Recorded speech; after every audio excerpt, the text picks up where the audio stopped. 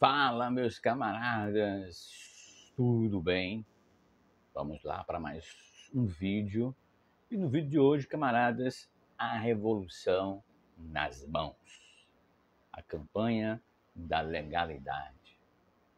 Logo mais, na nossa vinheta, a gente vai falar sobre esse vídeo. Bem, camaradas, antes de mais nada, quero agradecer a todos os inscritos, aos que estão se inscrevendo no canal, que estão compartilhando, que estão ajudando. Muito obrigado. Estão chegando aí 280 inscritos, bacana, tá?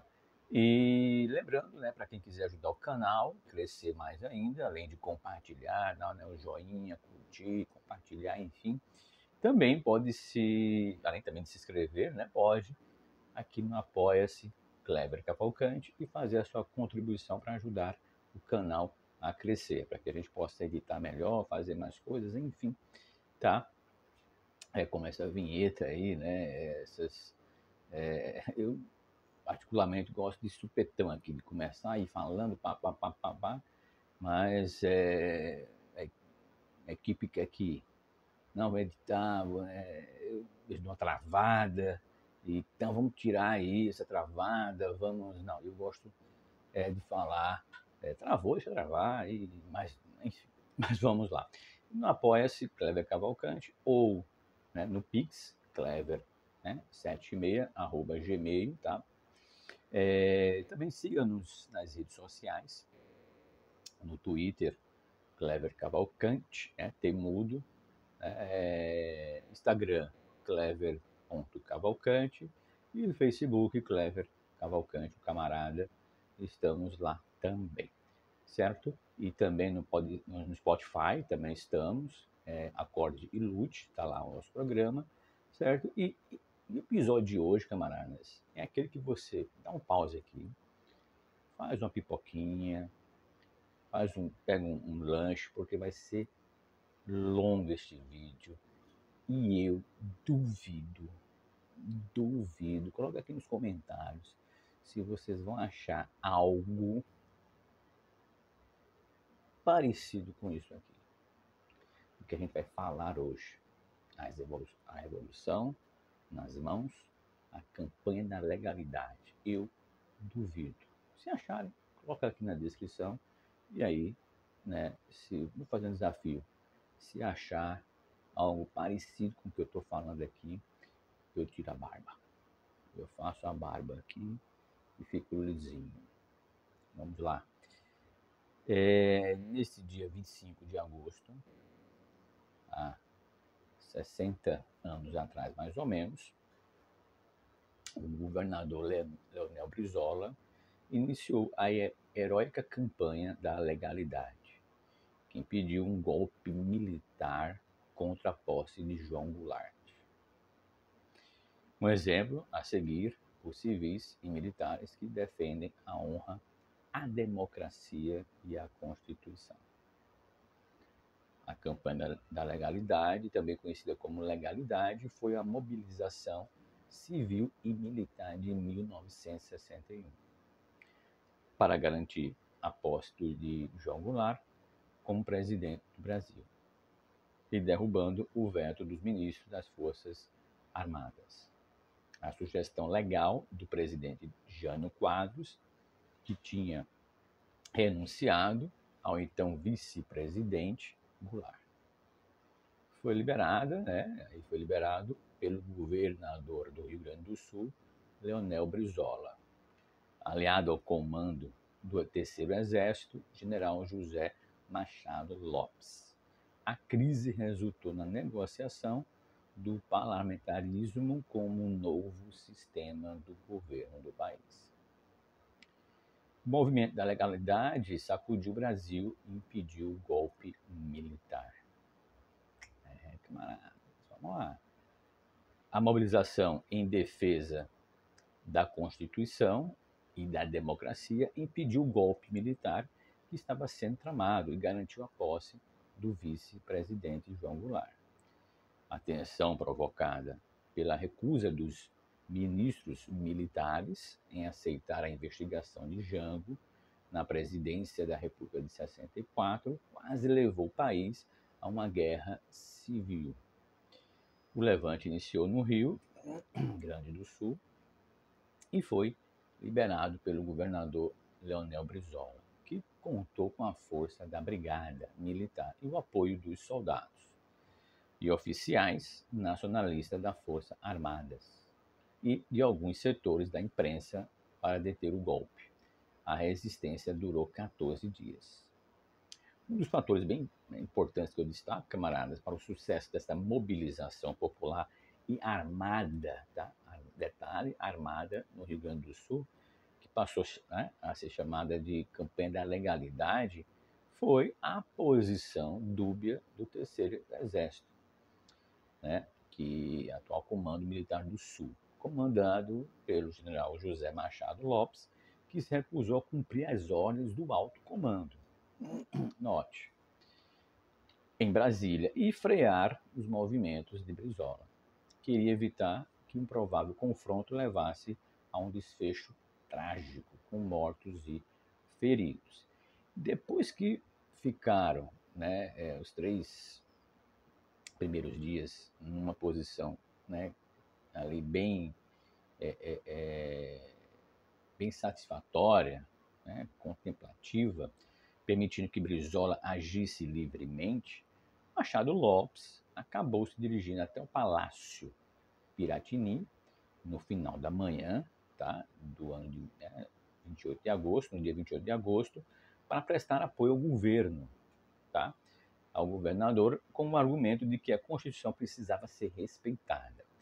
O outro fator decisivo foi a iniciativa de Brizola de mandar soldados da Brigada Militar à Ilha da Pintada, que fica ali em Porto Alegre, para guarnecer a torre de transmissão da rádio Guaíba e fazer a intervenção da sede da emissora. A Rua Caldas Júnior, transferindo os equipamentos do estúdio para os porões do palácio, onde seria criado a Rádio da Legalidade. Das emissoras de grande alcance, a Guaíba era a única que havia se recusado a divulgar o manifesto de Marechal Henrique Teixeira Lott, candidato à presidência, e foi derrotado por Jânio na eleição de 1960, denunciando a tentativa de golpe militar para impedir a posse de Jânio. Em questão de horas, a Rádio da Legalidade virou a Rede da Legalidade, com 104 emissoras gaúchas, catarinenses e paranaenses, que projetaram o movimento da resistência para outras regiões do país e funcionaram, camaradas, 24 horas por dia durante 12 dias. A primeira transmissão ocorreu 15 horas, né, do dia 27 de agosto de 60, com um discurso inflamado e com o dedo em riste do governador.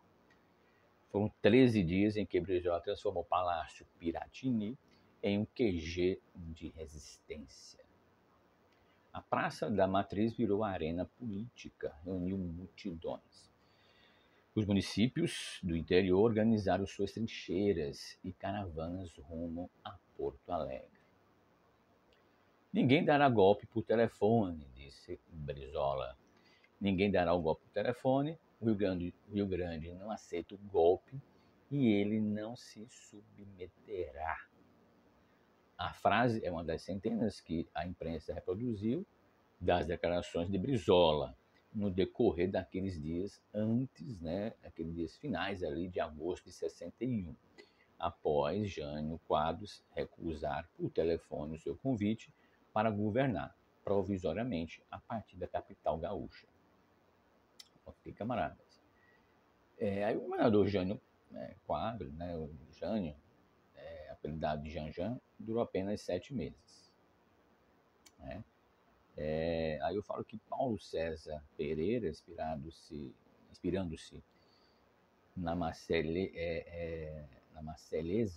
compôs a música, e a poeta Lara de Lemos, a letra do hino da legalidade. Né?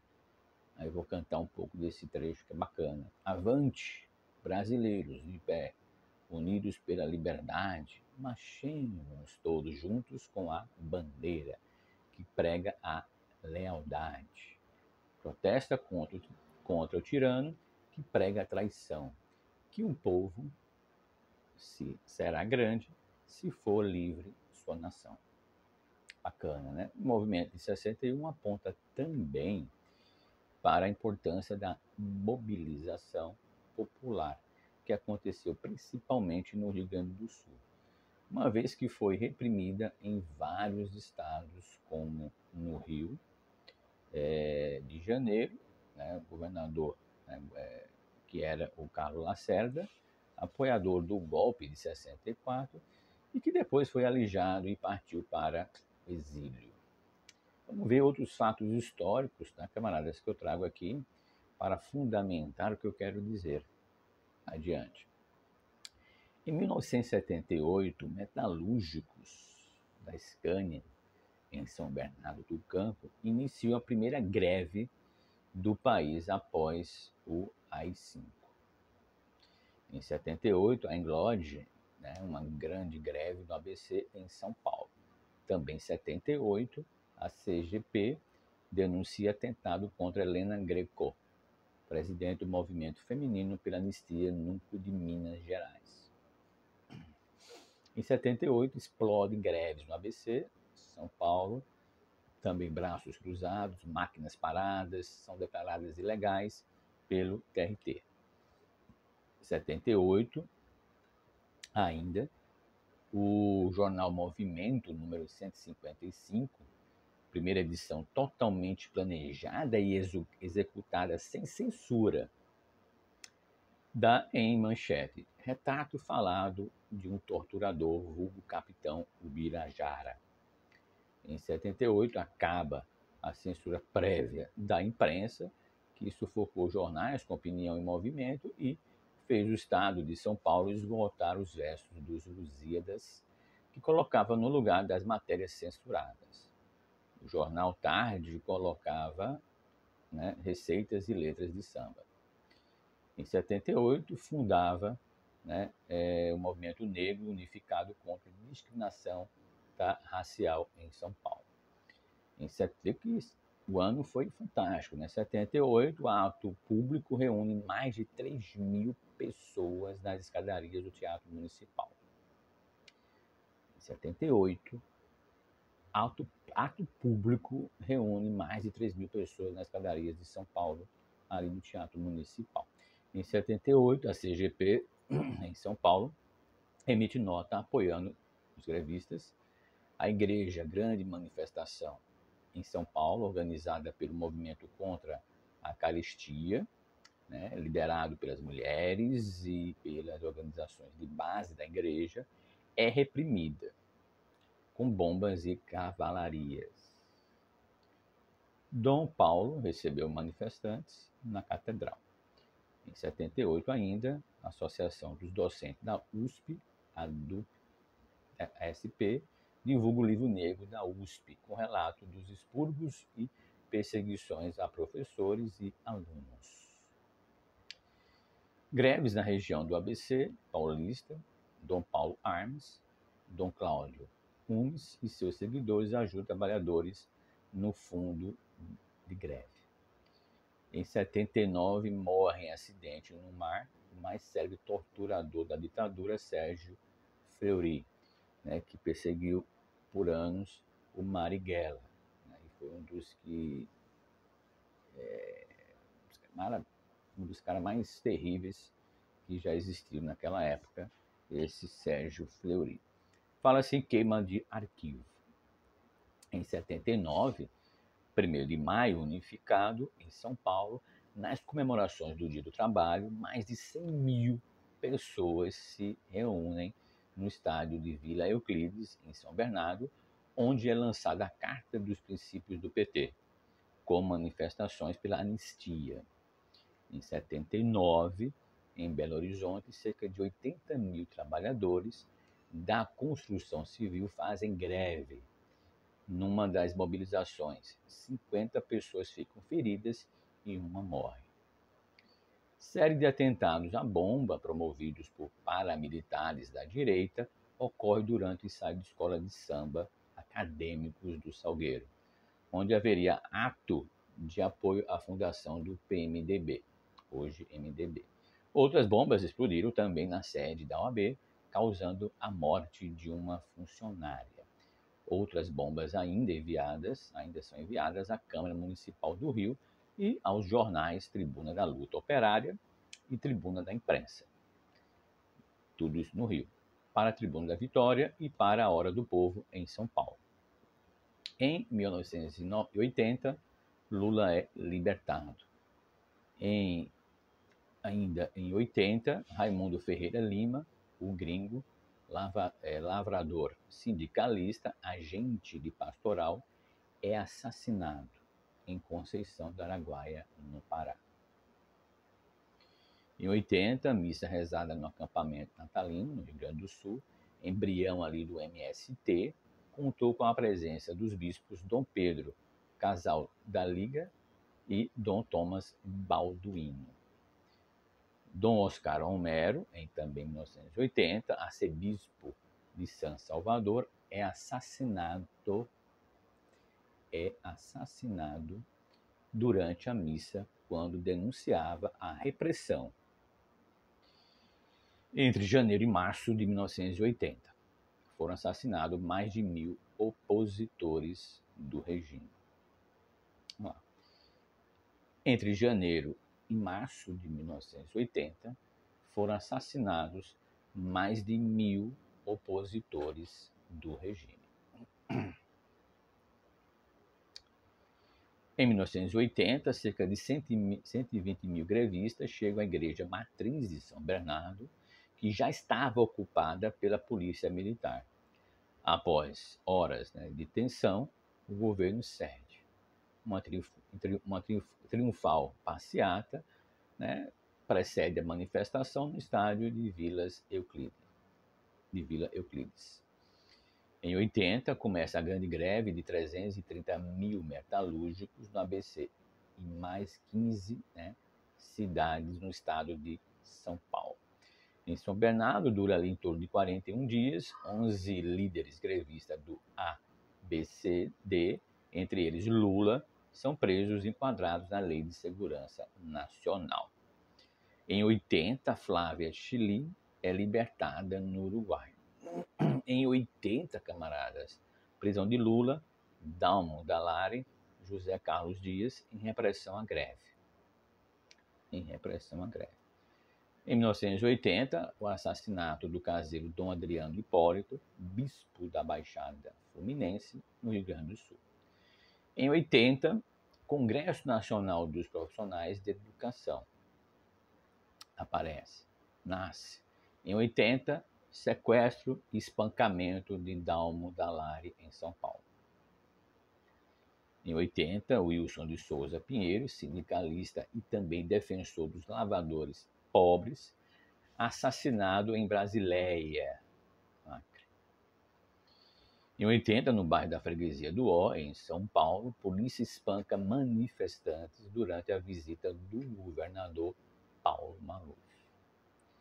Em 80, Operação Cristal, da extrema-direita, em atos de terrorismo, uma carta-bomba explode na sede da OAB Federal, matando a secretária Lida Monteiro.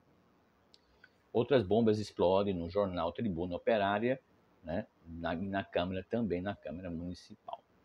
Em 81, Joaquim Neves Norte, advogado do Sindicato de Trabalhadores Rurais de Navaraí, no Paraná, é assassinado.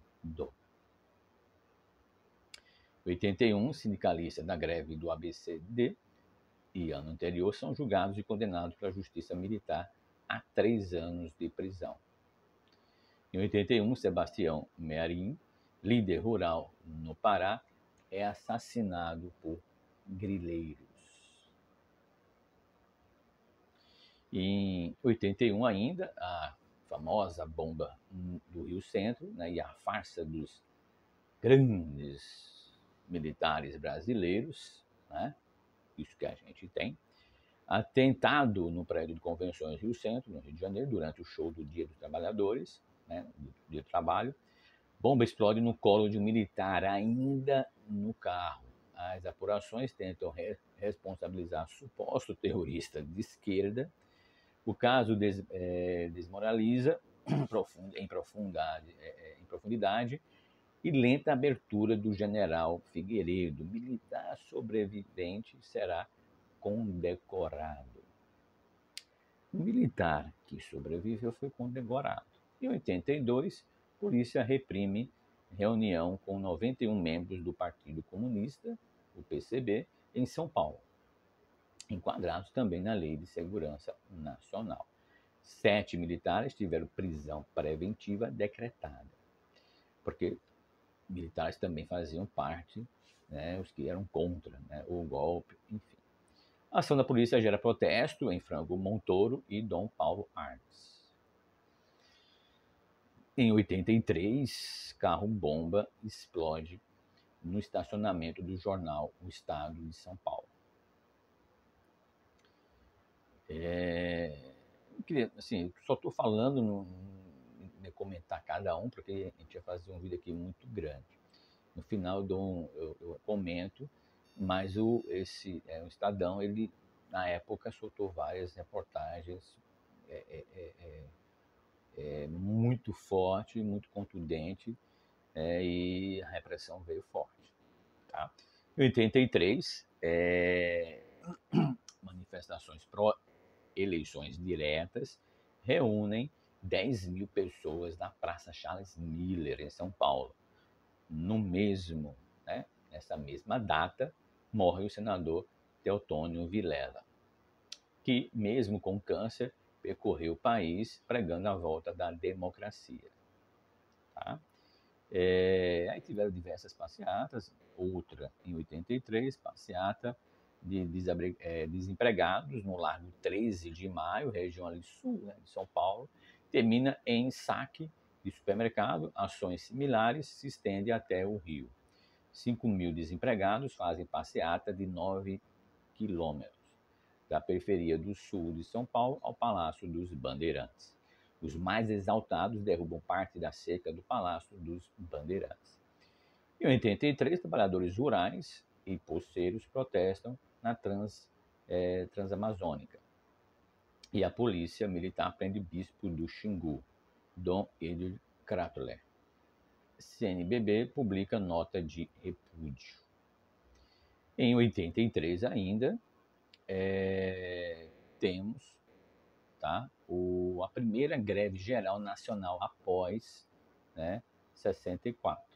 Êxito parcial, apesar dos sindicalistas encontrar-se dividido, teve ali forte repressão. Em 83, assassinato de Margarida Maria Alves, que era presidente do Sindicato de Trabalhadores Rurais, em Alagoa Grande, na Paraíba. Tá? Em 83, assassinato em Manaus, o índio Marçal de Souza, que falara com o Papa em 1980, durante a visita do Papa, da Pontifícia a São Paulo. Em 83, a CGP, em São Paulo, apoiam e ajudam na luta dos desempregados que, com suas famílias, acampem em frente à Assembleia Legislativa em São Paulo. Em 83, o Congresso, com a presença de mais de 5 mil delegados, aprova a Fundação Central Única dos Trabalhadores, a CUT. Em 84, 300 mil pessoas no comício das diretas já no Rio de Janeiro. Em 84, o comício reúne quase 1 milhão das diretas já na Candelária, no Rio de Janeiro.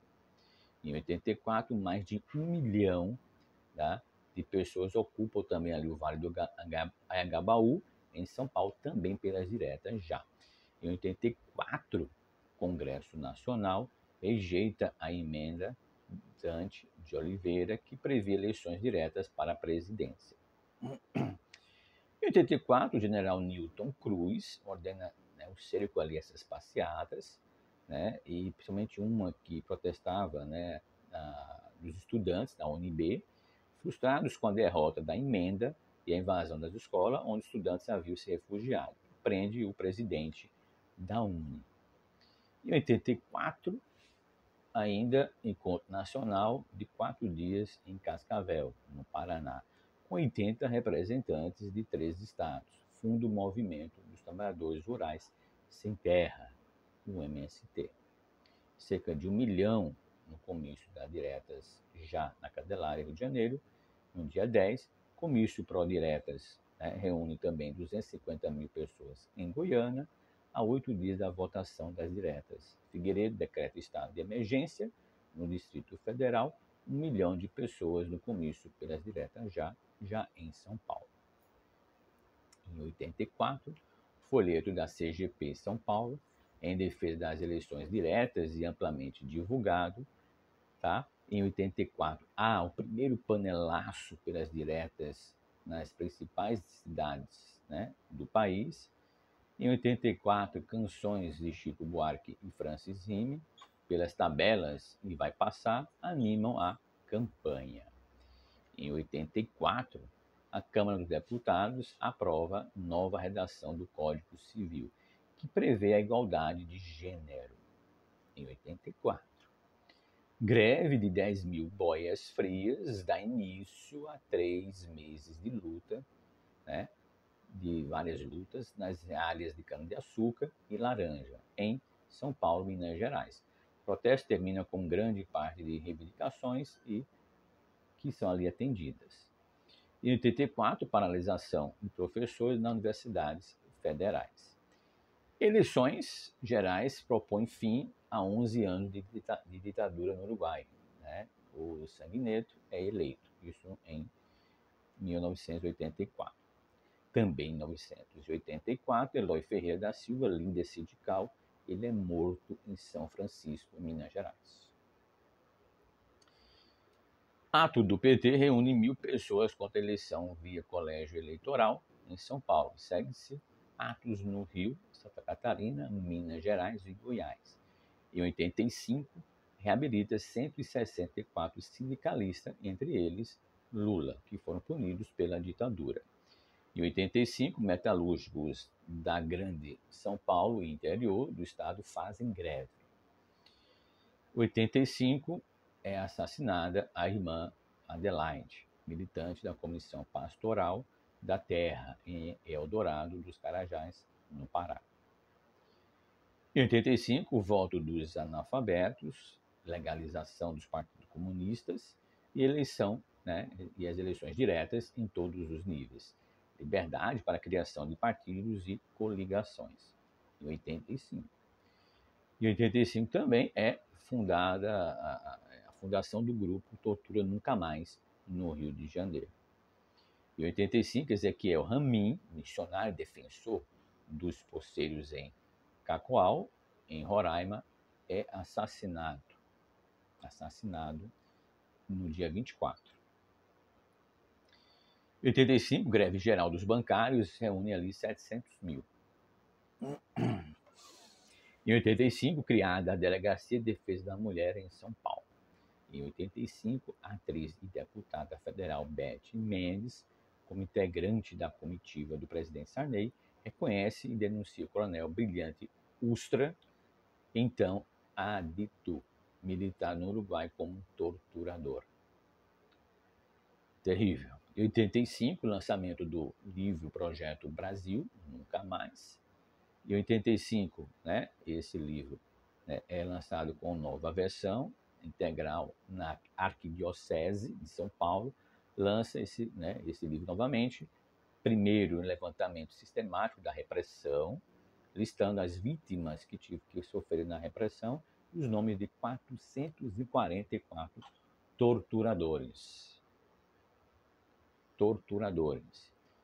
E em 85, o líder sindical rural João Canudo e seus filhos são assassinados em Rio Maria, no Pará.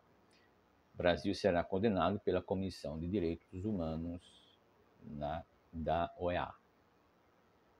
Em 86, assassinato do padre Josimo Moraes Tavares, da Pastoral da Terra, em Imperatriz, Maranhão. Em 86, Vilmar José de Castro, jovem agente da Pastoral, militante das causas da terra, é assassinado em Caçu, Goiás, pela UDR. Em 86, Maurício Mariglio, missionário, também ele é assassinado. Em 87, greve na Companhia Siderúrgica Nacional envolve 24 mil operários. No Rio de Janeiro, manifestantes vaiam e depredam ônibus com o presidente Sarney no centro da cidade. Em 87, Vicente Canãs, 46 anos, jesuíta, protetor dos índios de suas reservas no norte do Mato Grosso, é assassinado. Em 87, bancários paralisam atividades em todo o Brasil por mais de uma semana. Greve reafirma a força da categoria e a importância da mobilização. Isso em 87. Em 87 ainda, a União é responsabilizada pela morte do operário Manuel Fiel Filho. Em 87, é assassinado no Pará, a mando de fazendeiros, o advogado e ex-deputado do PCdoB, Paulo Fonteles. Em 87, morre, executado pela Polícia Paulista, Fernando Ramos da Silva, o ator do filme Pichote, supostamente depois de um assalto frustrado. Em 87, 2.000 manifestantes levam à Constituição diversos projetos de emenda popular. Em 87, mais de 70 garimpeiros da Serra Pelada, em Marabá, atacados pela polícia militar, são baleados, caem na água e desaparecem na ponte sobre o rio Tocantins. 133 mortos na rodovia Pará 150. Em 87, Padre Ricardo Rezende acusa a UDR de tramar o assassinato de 65 pessoas no Pará. Nos últimos 20 anos, a CPT registra 650 mortes na luta pela terra, só no Pará. 106 familiares de sem terra ocupam fazendas em vários pontos do Rio Grande do Sul. Em 88, morte do psicanalista e escritor Hélio Pellegrino, militante dos direitos humanos. Em 88, o assassinato do dirigente da CUT, nativo e da Natividade de Oliveira, em Goiás, dia 23, em Goiás. Em 89, a Anistia Internacional pede investigações pela morte de Chico Mendes. Claudício Barbosa dos Santos, também em 89, sindicalista rural de Pedro Canário, em Espírito Santo, também é assassinado. Em 89, na capital paulista, sequestro do empresário Abílio Diniz, às vésperas do segundo turno das eleições presidenciais, é aproveitado para responsabilizar a militância do PT. Dom Paulo Armes ajuda nas negociações para a libertação e é bem sucedido. Lula e Collor vão ao segundo turno. Em 89, padre francês Gabriel Mairé, defensor dos trabalhadores explorados, é assassinado em Vitória, Espírito Santo. Em 89, ali no final do ano, inflação recorde no Brasil, 764,86%. Em 89, irmã Filomena Lopes Filha, apóstola das favelas, assassinada em Nova Iguaçu, Rio de Janeiro. Em 1990, instituição do Estatuto da Criança e do Adolescente, o ECA. Em 90, primeira ocupação de terras pelo MST, 700 famílias no pontal ali de Parapanema. Em 90, do Núcleo de Estudos de Violência da USP revela que só nesse ano, em São Paulo, em 1990, 994 crianças e jovens morreram vítimas de assassinatos, ou seja, 2,7 mortes por dia. Em 91, homologada a demarcação de 22 áreas indígenas Governo reduz tarifas sobre produtos estrangeiros, medida causa aumento das importações, quebradeira nas indústrias nacional e problemas na balança comercial do país. Em 92, milhares de manifestantes vestidos de preto saem às ruas contra o Collor. Ele havia reclamado, né, pela televisão, que todos, né, vestissem, né, o verde e amarelo. Até os cachorros saem com panos pretos. Que tem de cachorro hoje? Vamos lá. 92, massacre no Carandiru. A polícia militar executa 111 prisioneiros, deixando outros tantos feridos. Em 93, manifestantes protestam na Bolsa de Valores do Rio de Janeiro contra o leilão da privatização da Companhia Siderúrgica Nacional. Norte, em 93. O 93, o social Herbert de Souza Betinho lança ação, né, da cidadania contra a miséria e pela vida. Em 93, o presidente Itamar Franco, né, condecora o coronel da reserva Dalmo Muniz Cirilo, que é apontado por entidades de direitos humanos como torturador e assassinato. Esse link vai estar também na descrição deste vídeo. Em 93, massacre na Candelária, 8 crianças assassinadas por um esquadrão da morte, quando dormiam na praça da igreja. No Rio de Janeiro, as investigações logo apontam indícios de envolvimento de policiais. Somente 3 foram julgados e condenados, anos depois foram absolvidos. Em 95, greve nacional dos petroleiros é violenta e reprimida. Em 95, proibição da pena de morte pelo decreto, né, legislativo número 5619 de 4 de 95. Em 95, o governo brasileiro é condenado pela Corte Interamericana de Direitos Humanos da OEA. Em 95, morre, infelizmente, o sociólogo e deputado federal Florestan Fernandes, grande pessoa, em São Paulo. Em 95, o governo conclui lista de desaparecidos durante o regime militar. Bem rápido, né? E reconhece a morte de 136 opositores. Foram bem mais. Em 95, massacre em Combiara, em Roraima, na Fazenda Santa Helena, em conflito com centenas de familiares de trabalhadores sem terra, a PM mata 16, incluindo a menina de 7 anos. Deixa centenas de feridos a bala, espancados e torturados. E prende os demais. O governador em exercício é Valdir Raup. Depois pesquisem esse cidadão. Do PMDB, que hoje é MDB. Em 96, a privatização avança, venda da Light com amplo protestos. Privatização avança, a venda da Light com amplos protestos.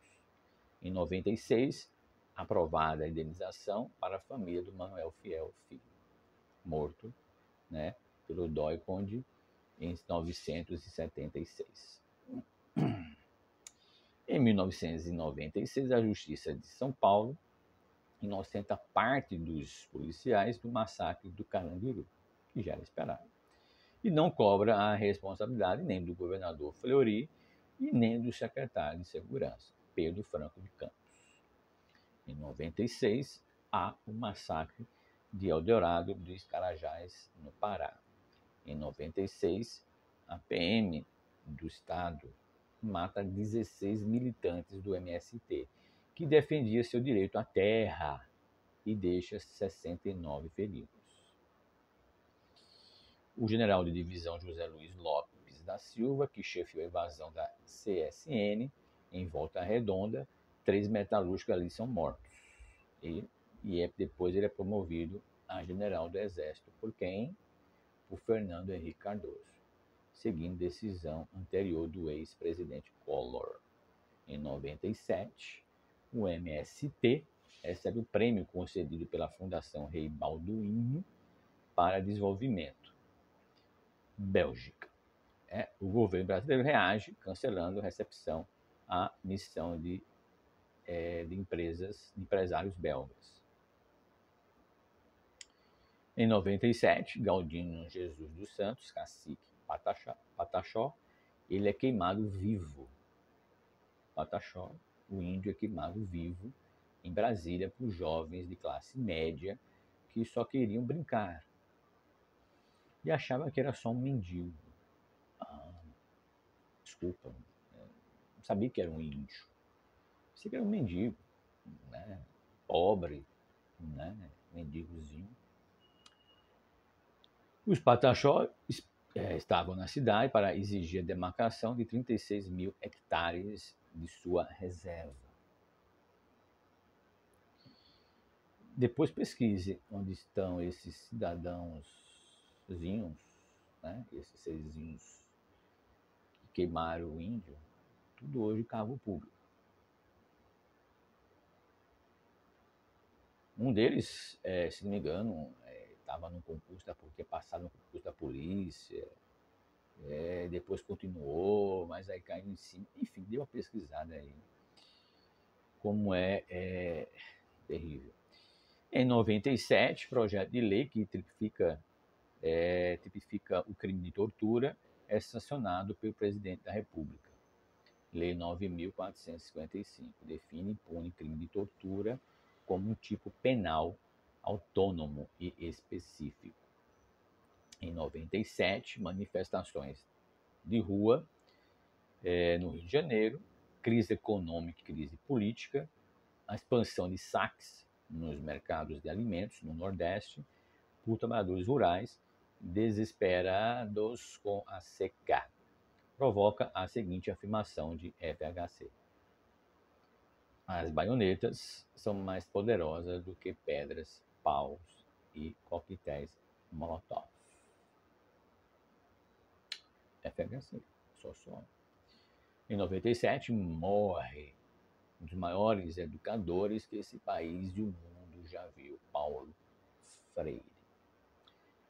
Em 97, Fulgênio Manuel da Silva, líder sindical e político, é assassinado em Santa Maria da Boa Vista. Em 98, a Comissão de Mortes e Desaparecidos reconhece que Zuzu Anjo foi assassinada pela repressão durante o regime militar. Alguém tinha dúvida disso? Em 98, Francisco de Assis Araújo, cacique do povo Chucuru, conhecido internacionalmente, é assassinado em Pesqueira, Pernambuco. Em 98, leilão de privatização da Telebrás, protestos no Rio. Em 98, FHC nomeia o Coronel Jabas Passarinho, signatário ali do AI-5, as favas e os crepúsculos para o Conselho da República. A FHC adora os carinha, enfim, né? Em 99 ocorre um assim dito super apagão nas regiões sul, sudeste e centro-oeste do país, apesar da privatização da Light. Interessante, né? Privatizou. 99, Marcha dos 100 mil, reúne MST, CUT, UNE e diversos movimentos sociais, incluindo os da igreja, identificada como Grito dos Excluídos. Em 99, Docelina de Oliveira, né, falador militante da Pastoral e do PT e também do MST, era prefeita, né, de Novo Mundo, de Minas Gerais, de Mato Grosso, é assassinada a mando de fazendeiros. 2000, Congresso Nacional do MST em Brasília reúne 10 mil representantes em 23 estados. Camarada, no ano 2000, 2 PMs de Rondônia são considerados culpados pelo massacre de Columbiara. Depois, condenados. Em 2001, documentos norte-americanos tomados, que foram tornados, né, a público, indicam a participação de agentes dos Estados Unidos na Operação Condor, repressão, tortura e assassinato contra existentes nas ditaduras no Cone Sul. E em 2003 ali Lula foi eleito. Em 2003, né, a 8ª Conferência Nacional de Direitos Humanos. Em 2003, a criação do Comitê Nacional de Educação e Direitos Humanos. Em 2003, nasce o Estatuto do Torcedor, depois também do Idoso e do Estatuto da Igualdade Racial. Em 2003.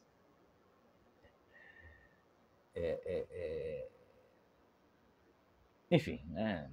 Em 2004, Estatuto do Desarmamento, né? Que tiveram várias, né, confusões, várias, né, até hoje, direitopatas, né, extrema-direita, reclamam, né? Eu já falei aqui num vídeo, né? Vai estar aparecendo para vocês aqui, tá? Falei essa questão também, né, das armas, né? Que a arma, ele não é como muitos falam, não, é para me defender, né? Que é o vídeo do bandido bom, bandido morto. Depois dá uma olhadazinha, ficou muito bacana este vídeo. Então, assim, não, a arma não vai resolver, tá? Muito embora no Brasil, né, no mundo todo, as coisas têm que ser feitas para diminuir, porque acabar é muito difícil, né? Porque você já visto nos Estados Unidos que tem pena de morte, a pena lá é dura, mas você tem pessoas ainda roubando e matando, né? Então a ideia é diminuir. Se você dá armas, né? Pense bem, camaradas, o seu vizinho ou a sua vizinhança ali tem condições de todo mundo ali andar armado ou ter arma em casa? Tem? Coloca aqui no comentário. Se Cleber, não, aqui meus vizinhos são tranquilos. Eu garanto que todos eles, se tiverem arma em casa, vai ser tranquilo. Comentem aqui para mim. Eu duvido. A arma não é para se defender. Porque ela não é escudo. Ela é para atirar. Entendeu? Ela vai matar. Quem tem que andar armado são os policiais. Então, tem que ter toda uma proposta social, uma questão, né, que é uma proposta, né, minha, que depois eu vou colocar ela aqui para vocês, é nesse sentido. Lógico, já falei que é ruim você ter suas coisas tiradas, roubadas. Ninguém está dizendo que é bom e que tem que ter, não é isso, tá? Mas é que vai aumentar muito mais, né? Vai ter muito mais crimes, vão roubar essas armas, né? Porque o bandido ele não vai, eita, não vou naquela casa porque tem uma arma. Não, ele tem. Policiais são, né, que são treinados, pessoas que são treinadas, às vezes acontece, tá? Seria interessante se você tivesse uma arma, né, de repente viesse alguém, alguma coisa, alguém querendo fazer o mal, você dá um tiro para cima, a pessoa sai correndo, né? Mas me garante que vai acontecer dessa forma, né? Numa briga, numa discussão, cara, você vai, enfim, tá? Mas houve vários, e até hoje o pessoal fala, né, que o cidadão de bem, beleza, eu digo cidadão de bem até ele não ter uma arma. Quando ele tiver uma arma, ele vai ser cidadão mau, tá? Porque passivelmente ele vai fazer uma coisa errada, certo? E outra coisa que a arma não é barata, né? Você tem que fazer vários cursos, né? Se garante arma para também quem não, porque ganha salário mínimo, como é que vai ter uma arma? Não é cidadão de bem? Ou cidadão de bem só é a burguesia elite? E os pobres não são cidadãos de bem? Então, se o Estado garantir arma para todo mundo, quer andar armado?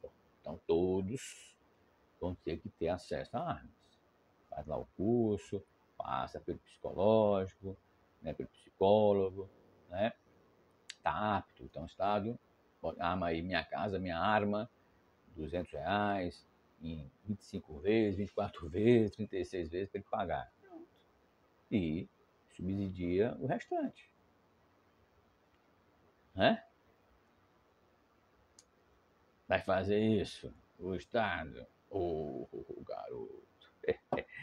Vamos continuar aqui. Em 2004, 3 auditores fiscais do Ministério do Trabalho e Emprego, MTE, são assassinados em uma emboscada no município de Unai, Minas Gerais, durante uma fiscalização de rotina em fazendas da região.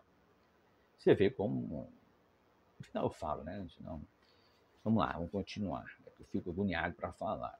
No dia 6 de junho de 2013, o MPL, Movimento Passe Livre, né, se mobiliza contra o aumento das tarifas de ônibus, metrô, tá, e trens em São Paulo, repetindo manifestações que já haviam sido bem sucedidas em cidades como Florianópolis e Salvador. No dia seguinte, voltaram às ruas. Fizeram ainda outros 2 atos, né, cada vez maiores. No dia 11 de junho, ônibus e agências bancárias foram depredadas por personagens novos, os Black Blocs.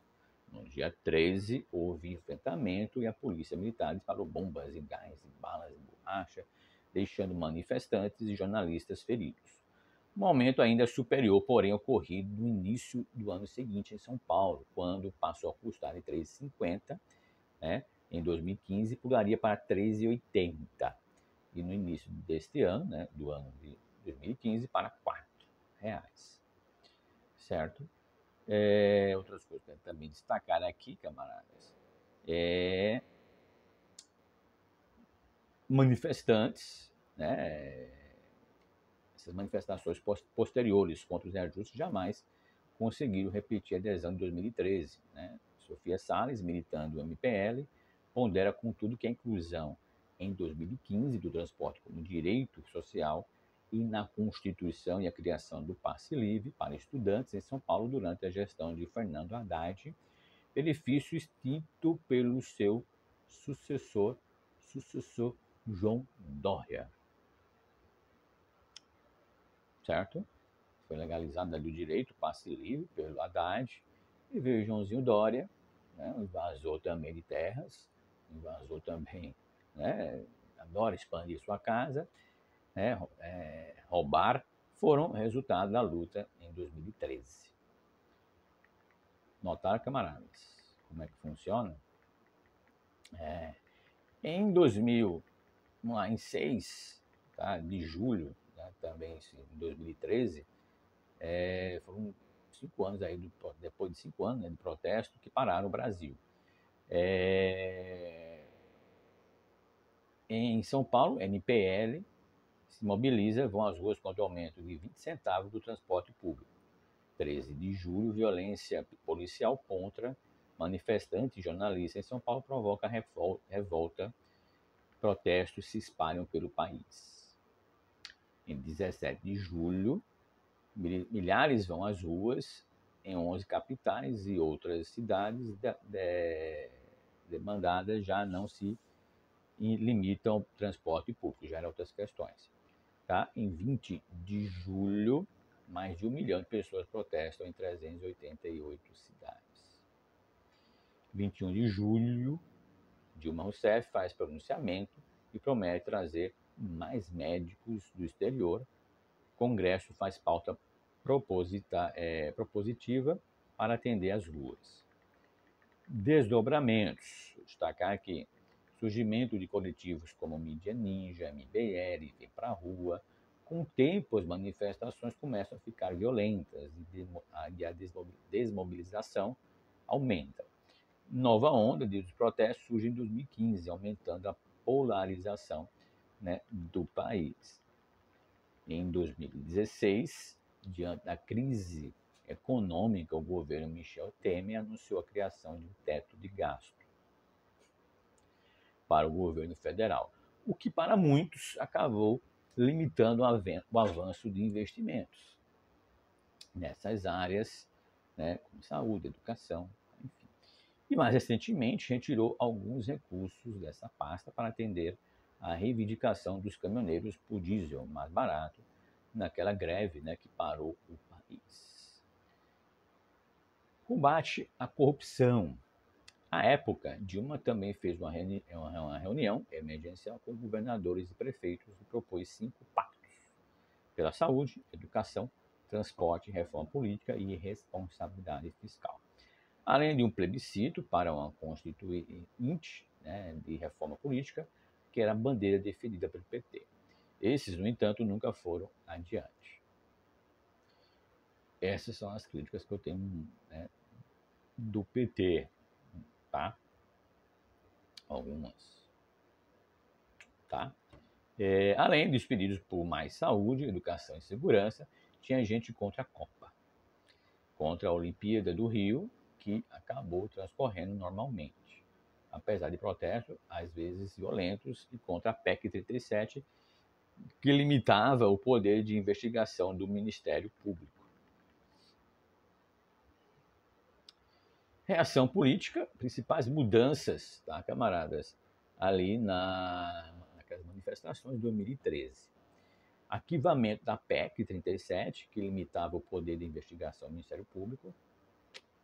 Arquivamento do projeto da cura gay. Fim de voto secreto para cassação de mandato parlamentar. Ótimo. Lei anticorrupção, que responsabilizava a empresa por crimes contra a administração pública. Tá? Lei que define organização criminosa e define regras para delação premiada, que depois virou bagunça pelo juiz ladrão Sérgio Moro, tá? Que também tem aqui, tá, camaradas, um vídeo, né, falando desse bandido, né, que saqueou e acabou com o país para projeto de ser presidente. Tá? Ninguém tira isso da cabeça que ele queria ser presidente. Não tem como você... né? O que ele fez é notório, não tem como. Né? Poxa, é como você destruir um time de futebol, né, como juiz, marcando gols, marcando pênaltis, coisas que nunca aconteceram, expulsando jogadores que não fizeram nada, né, e patrocinadores, ele quebrando esses patrocinadores, depois vai trabalhar na empresa para recuperar esses patrocinadores, né, certo? Não estou nem falando das maracutaias que ele fez com outro bandido Dallagnol para, né, aquela máfia ali, né, aqueles bandidos do Ministério Público, enfim, não vou nem falar nessa questão, né, falando nesse sentido, e depois compra esse time que ele quebrou, por exemplo, né, que ele não queria ser ministro. Ministro de quem? Do Bozo, pelo amor de Deus. É terrível, né? Mas vejam esse vídeo que tá bacana. E criação do programa Mais Médicos, tá? E essa delação premiada, como eu estava falando, ela virou uma coisa ótima para ele, né? Porque ele ameaçava prender a pessoa para delatar. Você não tinha nem... Imagina. Não, mas vamos prender fulano, mas não tem nada contra ele. Não, mas vamos colocar alguma coisa aqui, a gente prende ele e vai delatar, vamos fazer pressão, vamos inventar, vamos... Cara, eles fizeram uma barbárie, estão soltos, eles não foram presos. O Moro, em 11 meses, ganhou uma fortuna da Álvaro Machado. Uma fortuna. Mas vamos lá, para não... Enfim. Ficou faltando passe livre para todos, né, estudantes, congelamento dos preços das passagens, que aumentaram no ano seguinte, transformar corrupção em crime hediondo, saúde, educação e transporte de qualidade, mais segurança, ficha limpa para servidores públicos, fim do foro privilegiado, hein, Flavinho?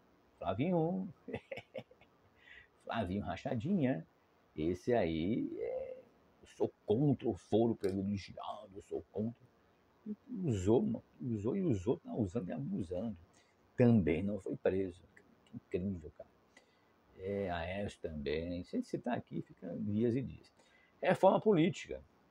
Essa precisa ter, cara. Precisamos urgente de uma reforma política. Entendeu? Se a gente ficar gritando aqui, Lula, Bolsonaro, não sei o que. Cara, a gente tem que fazer reforma política. Esses caras estão ganhando absurdo. Entendeu? Esses caras têm muitos, muitos privilégios. A burguesia adora privilégios. E esses caras adoram privilégio. Cara, teve um dia desse que eles queriam fazer auxílio PET. Auxílio PET. Aí, peraí, pô, aí tiraram. De dente de ouro aí, o carinha aí, ele. Porque você tem direito a ter, são bons dentistas, né, que é o plano que tem lá deputados e senadores. Já tem lá para usar. Não, ele fez. Fefe Feliciano fez lá fora, acho que mais de 100 mil reais, e pediu reembolso. Que maravilha, cara. Olha, tô te pagando, né, assim, desconta lá pouquinho, mas você tem esse médico, tem um dentista, tem oftalmo, tem não sei o quê. Ah, mas eu vou particular, que eu confio, tá? Vá-se embora. Mas pedir reembolso e foi dado. Depois pesquise, que maravilha. Coloca aqui na descrição para a gente ver, para todo mundo ver.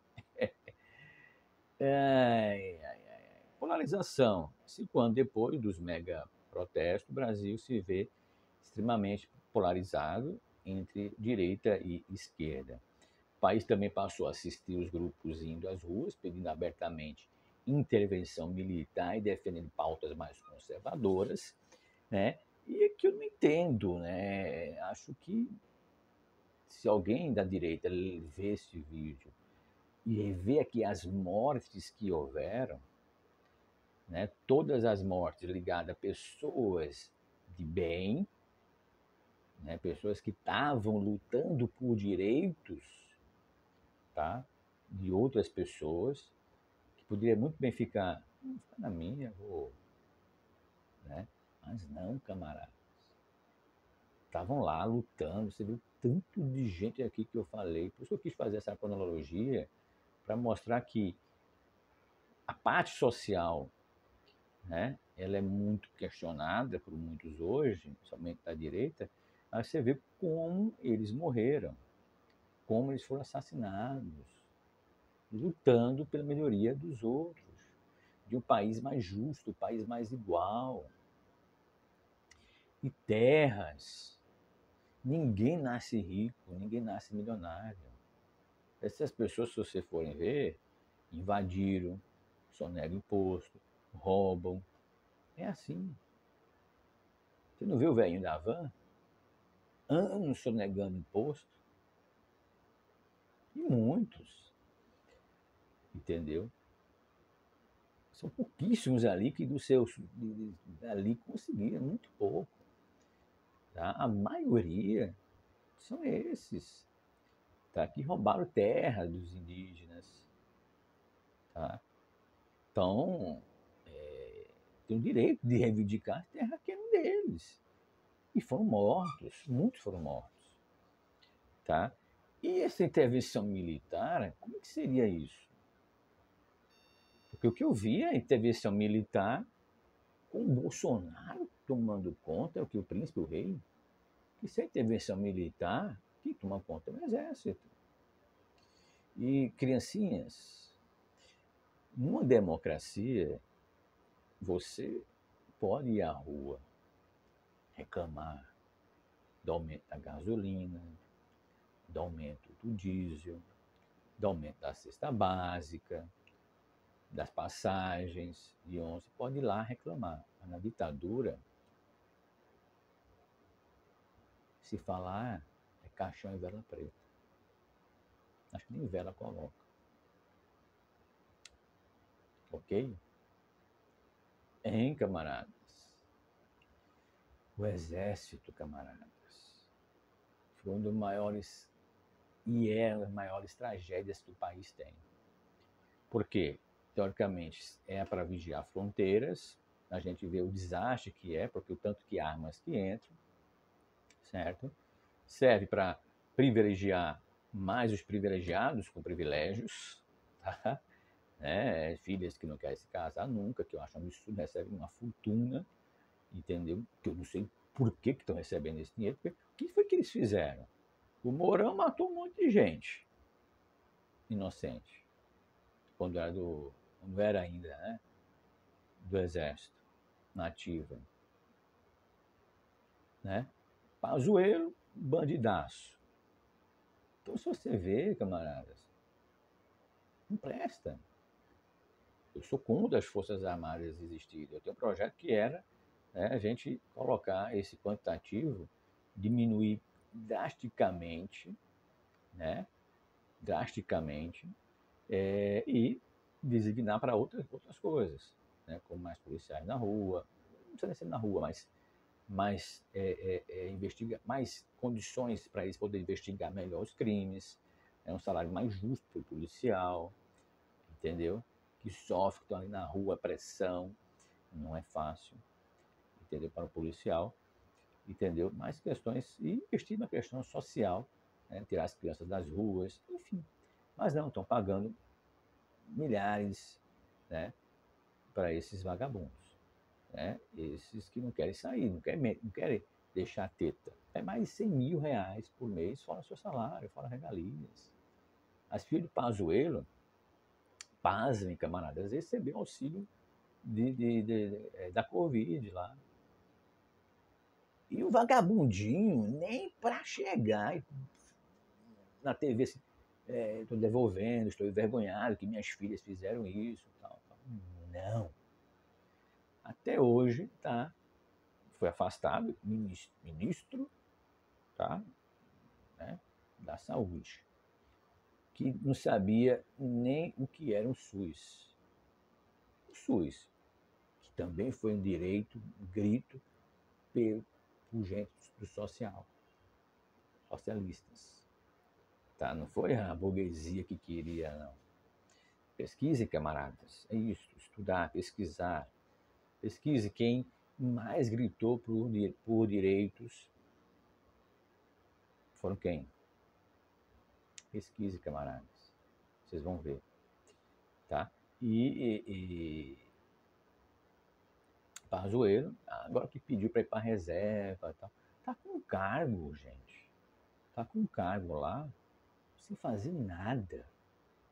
Mas o presidente nunca trabalha, por que, que ele vai trabalhar? O presidente não trabalha.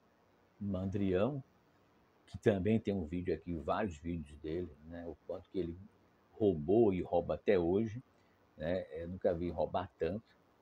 É inaceitável, cara. Olha, enfim. E pautas mais conservadoras, né? Esses conservadores, dito conservadores, são os que traem as mulheres, são os pedófilos, são aqueles que dão um jeitinho, né, de dar contramão, dão aquele dinheirinho pro guarda, são os conservadores, tá? São esses, né? A polícia, a política está na pauta, no centro de debate, só que muito mais canalizado pela direita, né? Há uns 3 anos atrás, né, a gente podia falar, né, eles queriam muito conversar sobre política, né? Os direitopatas, né, os da extrema-direita, eles queriam conversar. Hoje, se você vamos falar sobre política, não discuto sobre política, muito não discuto, porque não tem, vai discutir o quê? Está vergonhoso. O país hoje está uma vergonha, né, camaradas? Vamos chegar lá. E eu sou tranquilo, eu não sou de brigar, discutir no sentido de agressão. Discutir tem que discutir sempre, que discutir faz parte, né? Que não pode ter o confronto, né? Como o mito faz, que todo mundo acha lindo, né? Mitou, né? Ali é confronto, né? Por que que você Sua mulher comprou 14 imóveis, né? Com que dinheiro? E 5 deles à vista. Ah, na casa da tua mãe, seu corno. Ó, mitou. Isso não é mitar, isso aí. Porque ele não tem como responder. Aí ele vai xingar. Então isso é o confronto. Percebeu a diferença, camaradas? Certo? Vamos lá. Parece que os grupos da direita, né, capturaram muito mais esses descontentamentos. A direita capturou o movimento ainda em 2013, em junho. Começou com um protesto de esquerda, anti-institucional, com uma pauta definida, as tarifas de transporte. A leitura da mídia, né, e uma insatisfação da classe média com o PT transformaram junho em um movimento de direita com a pauta imprecisa, a crítica generalizada dos governos e dos serviços políticos realidade totalmente transtornada. Novos movimentos, a partir de 2013, tá? Grupos como MBL, Movimento Brasil Livre, Vem para a Rua, né, que hoje já mudaram totalmente de posição e revoltados online, ganharam visibilidade por convocar, por meio das redes sociais, manifestações em diferentes cidades. E em 2015, esses mesmos grupos participaram da organização de novas manifestações, dessa vez pelo impeachment da Dilma Rousseff, contra o PT e a favor da Lava Jato. A esse grupo se juntaram também o que se pede a intervenção militar. Aí a gente viu a fraude que foi do golpe, né, em 2016. Né, 2016 para cá a gente só vê desmonte, né, total, a gente só vê uma barbaridade atrás de barbaridade. Né, a gente viu que, né, não se ouve, né, nada da Dilma, né, o próprio Temer, né, disse que ela era honesta e tal. A pedalada, foi um pretexto, né, Cunha junto com o Kiko, né, eles reuniram ali, né, e o Temer para dar aquele golpe, né, o famoso, né, Joesley Batista junto com o Temerzinho, né, precisamos manter o Cunha, ou seja, nós precisamos manter isso, que é manter o Cunha calado. Foi o Cunha, Temer e o Kiko, né, que armaram para dar o golpe. Sabe o que aconteceu? Nada com o Temer, porque foi inaudível. Não dá para ouvir direito. Não dá. Ficar assim, não, ele disse que temos que manter isso. Mas não dá para entender, né? Dá para ouvir, tá? Eu não ouvi muito bem. Você ouviu? Eu ouvi, temos que manter isso, mas não foi isso que ele disse. Foi assim. É brincadeira, cara. Olha, é uma brincadeira, cara. Nossa Senhora. E aí grupos como Vem Pra Rua e etc., tá? Em certa medida, a direita se organiza em rede e online há bastante tempo, tá, camarada da esquerda? Existe uma infinidade de grupos e debates nessa direção, tá, que passam a produzir conteúdos para distribuição em todo o país, citando que esse material tem conteúdo conservador e até moralista. Tá? Tem conteúdo, mas eles não são. Tá? Eles são só da boca para fora. Em 2015, construiu a narrativa que em 2013 foi um movimento da direita e claramente não foi. Podemos até, camaradas, verificar que essa hipótese, olhando a multiplicidade de cartazes nas ruas, pedindo reforma política, fim da polícia militar, transporte, justiça social, moradia, jornada de trabalho, igualdade para as mulheres e LGBTS, passe livre, tarifa zero, e aí questionando atos dos políticos, e claramente isso não foi. Recomendo um livro da professora Regina, tá, Alves da Silva, Ruas e Redes Dinâmicas, do Protesto BR, tá? Muito bacana. Tá? No Brasil, o primeiro grande movimento grevista ocorreu em julho de 1917, em São Paulo, quando uma greve geral paralisou completamente a cidade capital. Tá? O movimento de iniciativa do operariado foi conduzido por líderes trabalhistas que eram adeptos por ideologias anarquistas e socialistas. Os manifestantes reivindicam melhores salários, condições satisfatórias do ambiente de trabalho e o reconhecimento de alguns direitos, mas foram brutalmente reprimidos pelo Estado. A Organização dos Trabalhadores representou um marco na história do operário brasileiro. Camaradas, o que eu venho a dizer com tudo isso aqui, tá? É mostrar que de 2016 para cá, ficamos calados. Houve um grupo aqui, outro ali, que se manifestou, tal, aceitaram o golpe normalmente. Depois o Lula foi preso, né? Depois não deixaram o cara falar, sabe? Assim, coisas absurdas e absurdas que a Lava Jato fez. E todo mundo está assim, atônico, todo mundo está. Ninguém. Ah, sem o Lula é golpe, não vai ter eleição. Normal, cara. Tiveram. Cara, gostei dessa cronologia aqui. Note, camaradas, hoje estamos no meio, na mídia, no meio de redes sociais, com mais facilidade de a gente se comunicar. E note, nos anos 80, né, 78, vocês viram, 80, eu quis mostrar isso para mostrar que como eles eram organizados, como eles faziam as greves, como eles faziam as reivindicações, como eles lutavam para ter seus direitos garantidos. Houveram mortes, houveram, porque é a luta de direito, tá? Infelizmente, tomaram as terras deles, tomaram os direitos deles, foram reivindicar. Alguns, né, infelizmente, né, como mostrei aí, morreram. Quantos da direita morreram? Coloca aqui também para mim no comentário.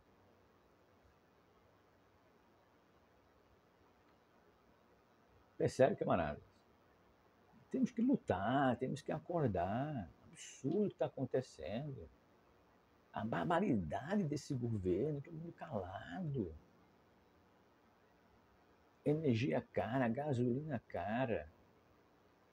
R$10 a gasolina por aí já quase. Energia é um absurdo. Teve uma menina Betinha, sei lá, Betina, que a gasolina chegou a R$3, sei o quê. Fez um escândalo. Cadê esse povo? Para a burguesia está ótimo, porque precarizou muito o trabalho, a questão trabalhista. Então, para ele, a gasolina pode estar o que for. E uma ou outra, às vezes, anda de carro, anda de helicóptero.